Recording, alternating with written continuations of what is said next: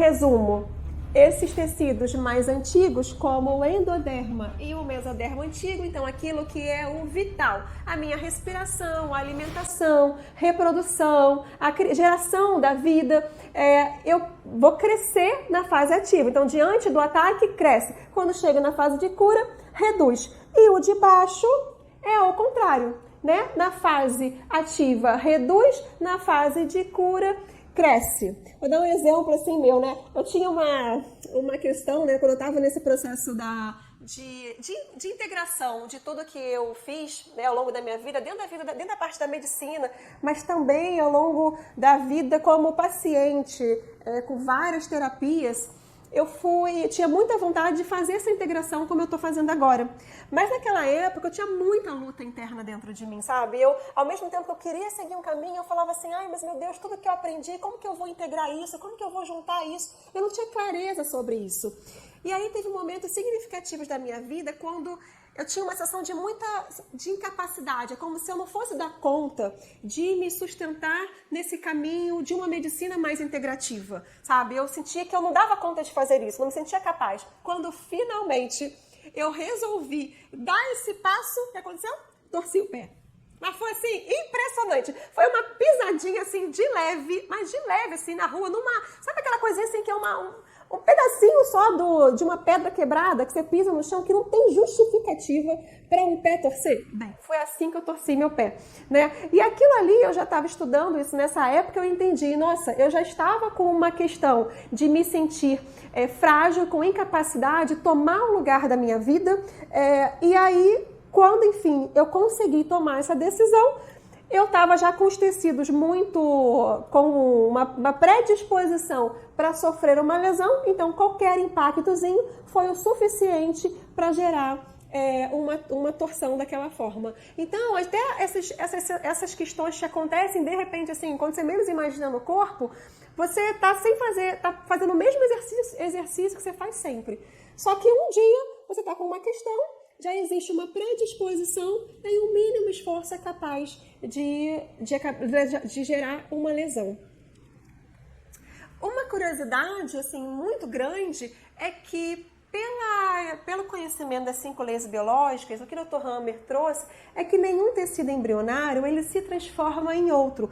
Ou seja, diferente de como é visto na medicina convencional, onde um tumor ele pode gerar metástase para outros locais, dentro das 5 leis você procura compreender o que está sendo, quais os conflitos que gerou cada tumor. Então, o Dr. Hammer ele trouxe assim para olhar onde cada metástase tem um componente de um trauma que está relacionado com aquele tumor. Então, é uma forma diferente de olhar, tá? E lembrei de uma coisa muito importante desse bebezinho. Muitas das questões de traumas podem ter acontecido ainda na vida intrauterina. No momento em que a criança está em formação, esse bebezinho está em formação e completamente vulnerável às emoções da mãe, às alterações do meio. A mãe também está num momento muito desafiador, onde está mais sensível com as desarmonias do seu campo ao redor. Aqui é um exemplo dos mapas, né? Que a gente tem o mapa da parte antiga, da parte nova, aqui da parte antiga e aqui das partes mais novas. Vocês podem olhar o e-book, que lá está tudo muito mastigadinho. Então, a gente chega na 4ª lei, que é o sistema ontogenético dos micróbios. E, como eu já disse antes, os micróbios eles são agentes que apoiam a saúde. Então, é olhar que esses micróbios que vivem dentro de nós, eles estão, no fundo, trabalhando para a geração, para ajudar o corpo a se regenerar mediante o estresse. Então, aqui tem um outro olhar, diferente também da medicina convencional, que muitas vezes, quando a gente olha um micróbio, né, mais ativo, você já fica logo muito preocupado. Aqui o Dr. Hammer traz um outro olhar para... Vamos ver como é que isso é realmente. Porque eles, no fundo, podem estar funcionando em harmonia, mas diferente do que a gente tem como modelo para ajudar o corpo a se regenerar. Então, ele dividiu esses agentes de acordo com a parte evolutiva dos tecidos. Então, os tecidos mais antigos, eles estão relacionados aos fungos, às micobactérias, às bactérias, e os tecidos mais novos a vírus e bactérias. Então, é diferente de um para outro. Então, o tecido vai crescer e depois vai diminuir. Para que isso aconteça, eles são fundamentais para conseguir trazer de volta a normotonia. Então, chegamos na quinta lei biológica. Uhul! Vamos lá, e se vocês ficaram até aqui, vamos ficar mais um pouquinho e vamos fazer um relaxamento. Vamos se espreguiçar. Vai que você começou agora, tudo bem, mas se espreguiça, sente o seu corpo, sente o ar entrando, fecha os seus olhos, inala grande, solta. Percebe toda a parte anterior do seu corpo, a cabeça, as orelhas, o ombro direito, o ombro esquerdo, o peito, a barriga, as pernas, a perna direita, a perna esquerda, o braço direito, o braço esquerdo. Respira, solta. Percebe a sua região cervical, a torácica, a lombar. E agora toda a parte posterior do corpo, toda a parte anterior do corpo. E agora todo o corpo. Inala grande, solta. E observa se tem algum ponto com alguma tensão, alguma sensação ou emoção. Sem mudar nada, observa com calma.